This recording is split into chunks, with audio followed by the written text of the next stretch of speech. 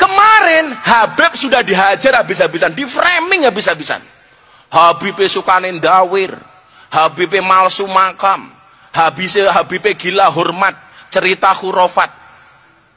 Awalnya orang-orang itu hanya mengatakan hanya kritik. Tapi sebenarnya apa yang mereka inginkan? Menghilangkan rasa hormat, respek kepada para habaib. Sehingga apa? Netizen tertawa-tawa. Habibnya bosok, Habibnya elek, bla bla bla, Habibnya jaluk-jaluk dan seterusnya. Ini belum selesai, gantian kiai. Karena isinya pesantren, kalau nggak Habib ya kiai. Framing yang sama ditujukan kepada para kiai. Momentumnya di mana? Pondok Buduran roboh. Saya nyuwun sewu. Saya sampaikan betapa banyak bangunan di luar sana yang dibangun oleh arsitek handal, bahkan mungkin oleh pemerintah, roboh, tapi tidak ada satupun orang yang mengkomentarinya. Kenapa begitu ada pondok pesantren roboh yang dibiayai oleh kiai sendiri, yang swadaya oleh para santri, justru orang-orang yang tidak membangun ikut-ikutan komentar. Ini artinya apa? Yang mereka serang itu bukan bangunannya, tapi yang mereka serang itu adalah lembaga pesantrennya. Maka anak-anak tambah beras ingat, bangunannya boleh roboh, tapi semangat santri tidak boleh roboh. Tuh, santri-santri cowok itu saya ingatkan. Nah, santri cowok ingat, tetaplah semangat walaupun kamu tidak punya penyemangat. Wah.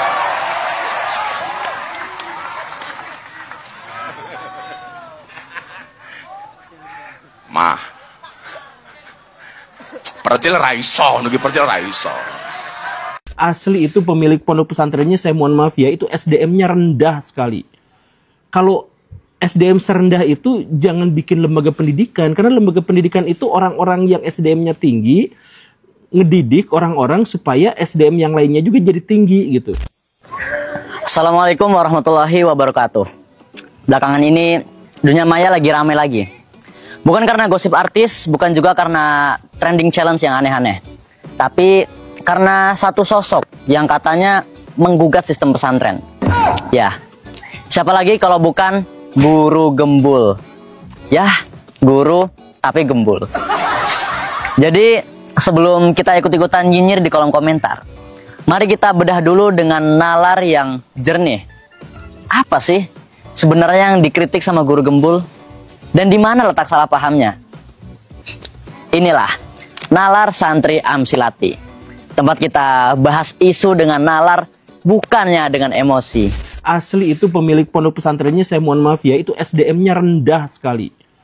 Kalau SDM serendah itu jangan bikin lembaga pendidikan, karena lembaga pendidikan itu orang-orang yang SDM-nya tinggi ngedidik orang-orang supaya SDM yang lainnya juga jadi tinggi gitu. Beberapa waktu lalu, Guru Gembul menyampaikan komentar yang menyinggung Kiai Haji Abdussalam Mujib, pengasuh pesantren Al-Khazini. Ia mengatakan bahwa pengasuh pesantren memiliki SDM yang rendah, bahkan tidak pantas mendirikan lembaga pendidikan yang harusnya diisi oleh orang-orang yang ber-SDM tinggi. Pernyataan ini bukan cuma keliru, tapi juga sangat dangkal secara penalaran. Pertama-tama, mari kita objektif terlebih dahulu. Tragedi robohnya Al-Khazini memang musibah yang besar, dan di situ tentu ada yang harus dievaluasi.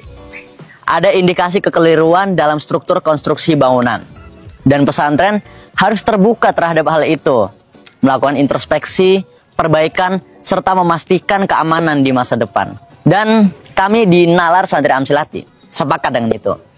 Kita tidak alergi kritik selama datang dari nalar yang sehat dan hati yang jernih. Karena tugas kita bukan membungkus kesalahan, tapi memperbaiki dengan ilmu dan hikmah. Tapi masalahnya ketika evaluasi berubah jadi vonis dan kritik bergeser jadi hinaan, itu bukan lagi nalar, itu kelok logika.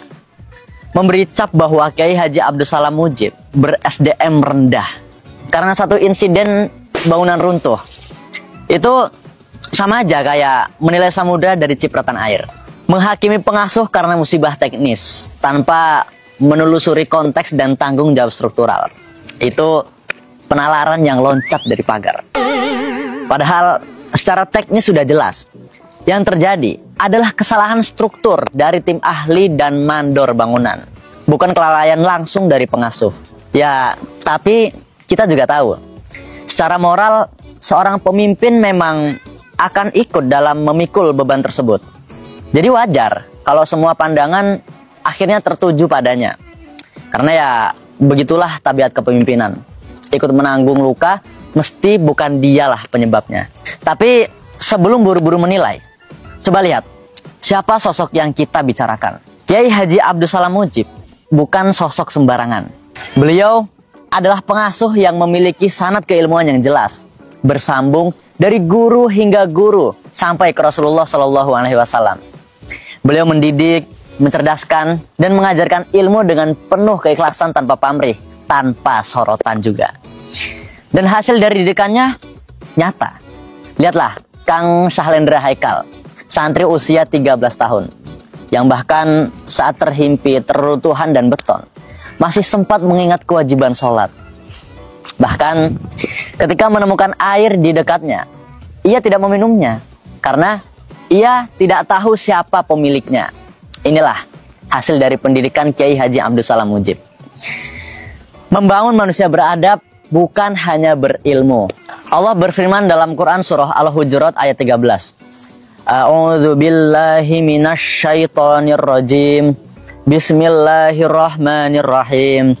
Inna akramakum indallahi atqakum. Sesungguhnya orang yang paling mulia di antara kamu di sisi Allah adalah orang yang paling bertakwa. Bangunan bisa runtuh, tapi hati para santri tetap tegak. Dan itulah yang dinilai oleh Allah. Jadi kalau masih ada yang bilang Kiai Haji Abdus Salam Mujib itu ber-SDM rendah, pertanyaannya sederhana. SDM macam apa yang bisa melahirkan santri dengan iman setangguh itu?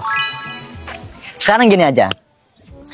Kalau orang yang disebut guru ini memang SDM tinggi, hasil didikannya mana? Apakah melahirkan akal yang jernih dan hati yang lembut? Atau justru lidah tajam dan jempol yang ringan untuk memvonis orang? Kalau yang dia ajarkan cuma cepat menyimpulkan dan hobi menggiring isu, lalu bilang pengasuh pesantren itu SDM-nya rendah, ya justru di situ letak rendahnya. Jadi Sobat Nalar, yuk ukur pakai akal sehat. Siapa yang benar-benar mendidik dan siapa yang cuma pandai memperkeruh.